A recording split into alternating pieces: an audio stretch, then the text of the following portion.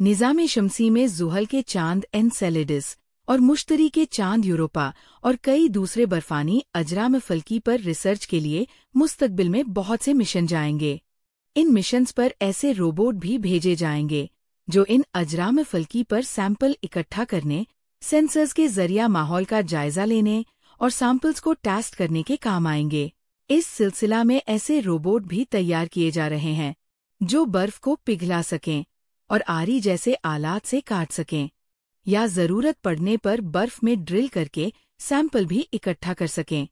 California में सांप जैसा रोबोट ईल भी टेस्ट किया गया है, जो कि दुश्वार गुजार बर्फीली जगहों पर जा सकता है और यहाँ तक कि बर्फ के नीचे पानी में तैर भी सकता है। ऐसे कश्ती नुमा रोबोट भी तैयार किए जा रहे हैं जो ज़ेरे-आब तैर सकें।